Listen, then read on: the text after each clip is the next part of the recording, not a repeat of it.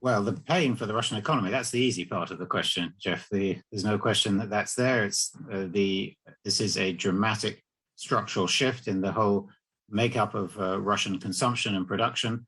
And there will be a deep recession for sure and very high inflation, despite the central bank's best efforts. So this is a major shock.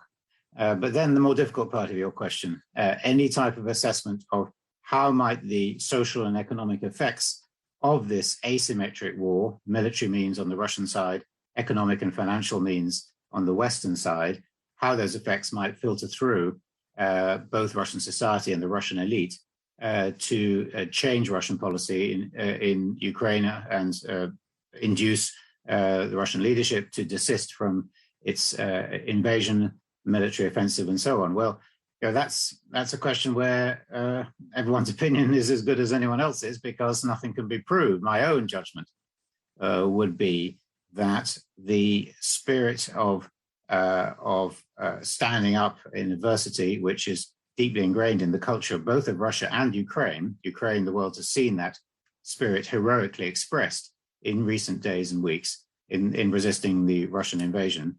But that cultural factor is strong in Russia as well, in my view.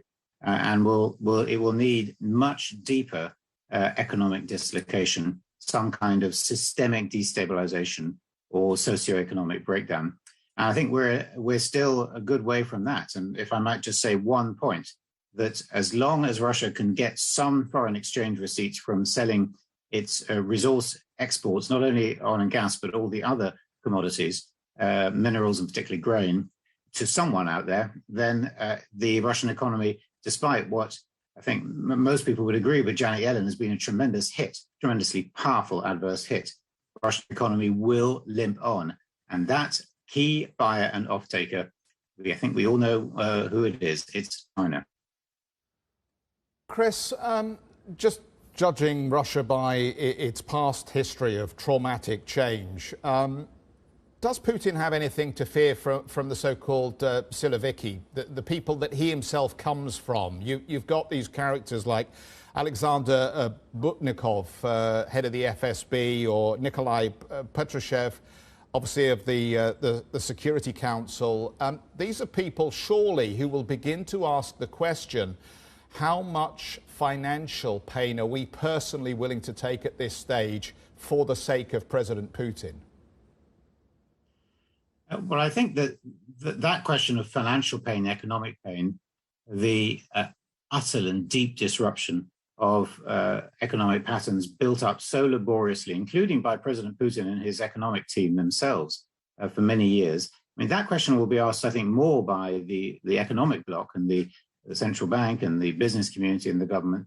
And now it would be said that they have less influence on Putin, and the security bloc, the so-called Siloviki, as you quite rightly call them, they're, I think, probably less sensitive to economic problems and more sensitive to military and security risks. So I think it's more the difficulties of the military campaign in Ukraine that might make advice from that quarter going into the leader, President Putin, more cautious and more inclined to advise flexibility in these negotiations around Russia's stated war aims. But I think the economic transmission channel will be through the society.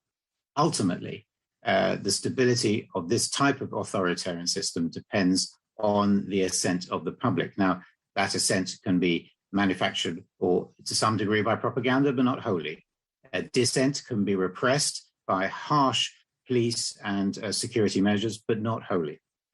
If there is a serious inability of the Russian state to compensate households for or cushion the loss of living standards, some kind of serious breakdown. If Russia's external current account is blocked more or less completely, then I think the underpinning of the whole system would fall away. And that is a possible scenario.